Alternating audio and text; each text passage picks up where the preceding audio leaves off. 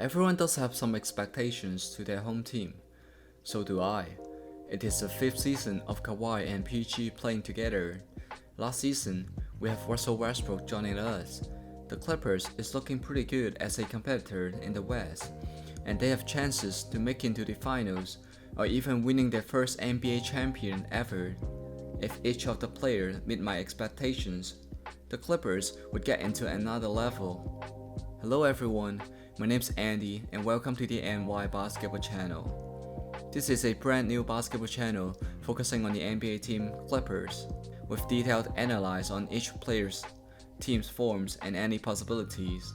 Today, we're going to discuss on what I desire for each player in different aspects to be a better, stronger, and undefeated team.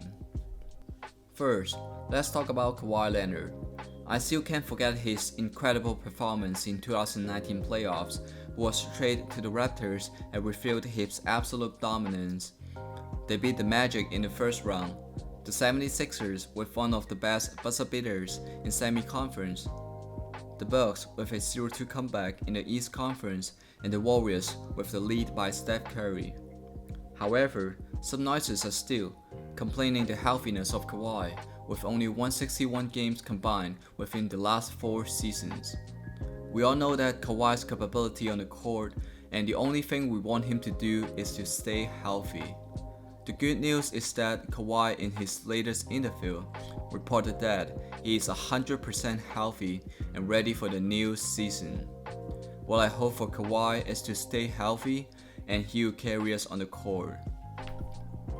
Paul George, aka PG-13, one of the most watchable players in the NBA, with fancy dribbles and smooth shooting forms as a 6'8 forward.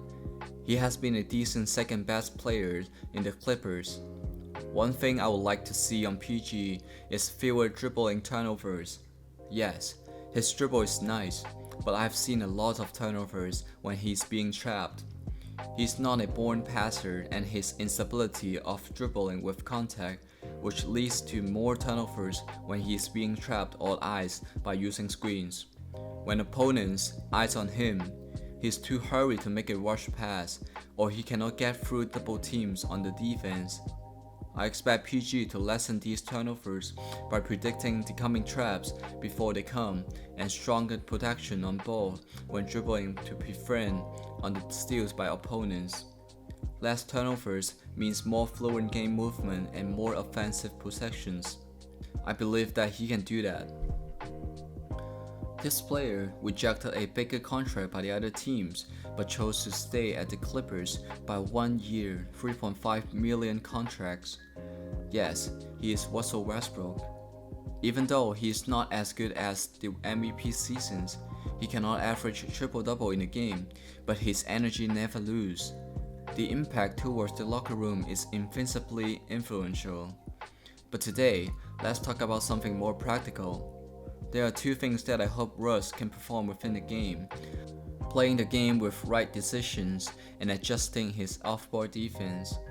The most crucial part of being a point guard is making good decisions, as it can lead to the right rhythms of the game, fluent ball movements, and easier ways of scoring.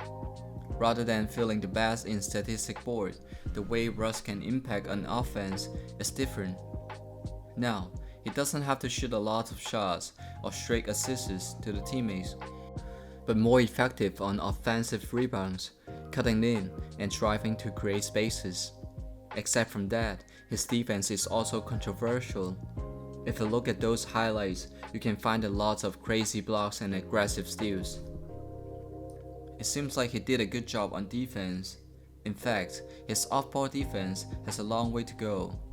He loves gambling defenses, which can lead to easy shots for the others. At the same time, he's not smart enough to step through the screens. The weakness of the defense might lead to the gap of breaking the Clippers' defense. If Russ can enhance his agility in defense and not missing his opponents while defending, the team defense will be more solid. Ivica Zubac, the starting center of the Clippers, someone blames our center is too weak that any guard can shoot in front of his face. He's not as good as other centers like Nikola Jokic or Joel Embiid, but sometimes you cannot ask for more if you have Kawhi and PG in your team. As a role player, what I'm expecting from him is simple.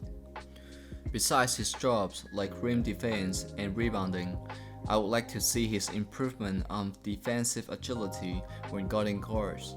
In the playoffs, there will be more isolations for the stars, and Zubac must prepare for this. You don't want to see the stars like Luka Doncic or Devin Booker keep scoring in Zoo because of his slow game speed. This is also one reason why he cannot play for a long time in the playoffs. Another little expectation of Zubac will be precise decisions in offense. As a big man, pick and roll is fundamental for the players, and Zubac's efficiency can be better.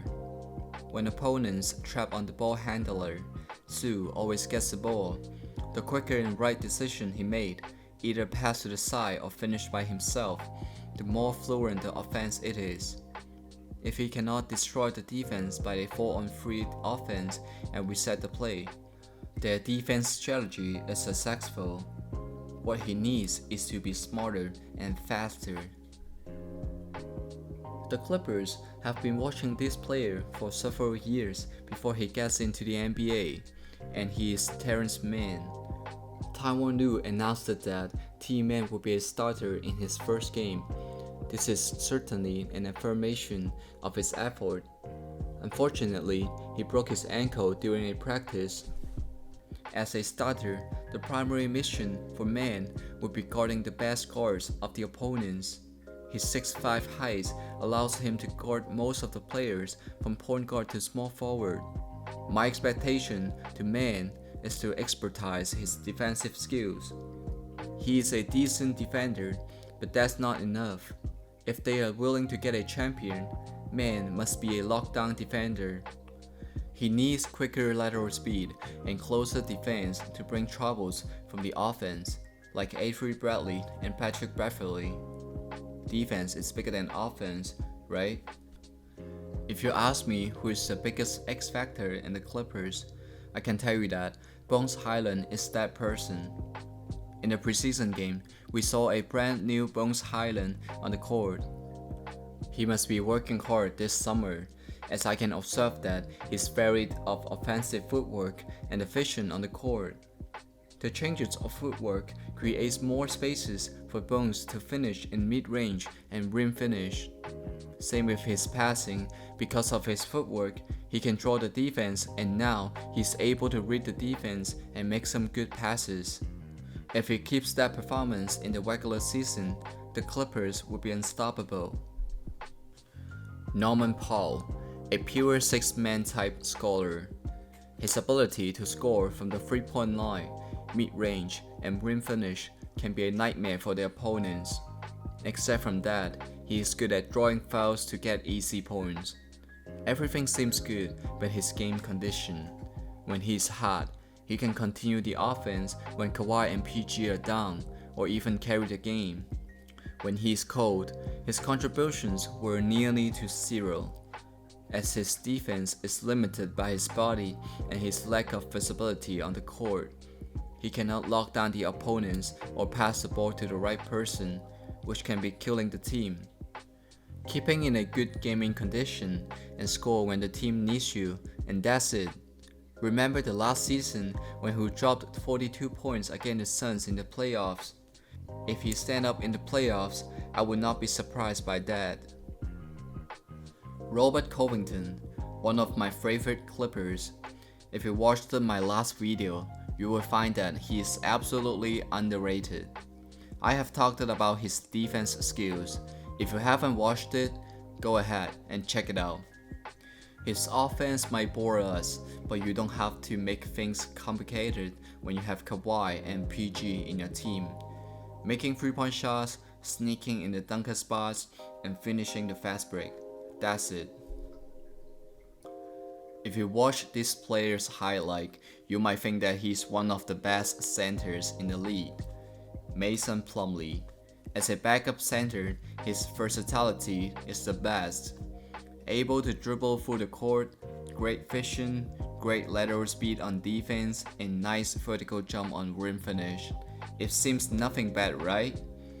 Here's my hopes: less dribbles and rim protection. Every time I see Plumlee using behind the back dribble to pass the half court, I'm pissed. Not because he made the turnovers, but all the misses of opportunities in the fast break and early offense. Give the ball to the guard and run. Ready for the alley-oop is better than fast break pass with a turnover. Last year, he was averaging 0.9 blocks per 36 minutes, which is the lowest in his career. His defensive winning sharing is 0.6, which ties his lowest in 2017. As a center, the most important thing is defense. Fans will be glad to see if he can bounce back. A respectful France, who announced that he will retire after the Paris Olympics in 2024, which means this is the last year Nicolas Batum playing for the Clippers. Back in 2020, when the Charlotte Hornets decided to waive out Batum, the Clippers signed him and saved his career. Batum bounced back as a decent role player with his 14 years experiences in the NBA. As a veteran, his footwork is getting slower and inconsistent of the three-point shooting. If he could maintain the game speed as the last few years while making three-point shots, the Clippers can make a further step. Marcus Morris, as another power forward of the Clippers, his performance sharply drops in the last couple of seasons. He is a solid scorer besides Kawhi and PG until the biggest enemy of all athletes, aging, beaten. He can't score as easy as he can, while his defense and rebounding were nearly the last in power forward position. He cannot contribute much to the Clippers for now. It is hard to say that, but I hope he can keep quiet and not booming the locker room. I'll be glad if he can drop the weights and bounce back. Kenyon Martin Jr., the son of Kenyon Martin, who will start his fourth season with the Clippers. His bounces inherited his dad, but he needs to work more if he wants to have a longer NBA career, especially his defensive skills. The NBA is full of talents and good players, thus have more capabilities. Most of his plays are relied from his vertical jumps, such as fast break, early hoops, and putbacks. If he can expand his skill level, either shooting threes, defensive skills, or rim finishing, he must have a longer career. A month ago, Amir Coffey was arrested because of concealing a firearm in his vehicle. This is not good news for a role player. Thankfully, things is solved and Coffey was playing in the preseason. However, the Clippers cannot secure the playing time for Coffey when Kawhi and PG are healthy. He might have to perform well in the team practice to gain more playing time. His three-point shooting in last season is only 27.5%, with only 0.2 made in each game, which is not a good signal for the Clippers. If he cannot find back his shooting package, his career can be dangerous. Kobe Brown, the first-round pick of 2023 NBA drafts. Kobe is a little overrated now, but his strength, his abilities of making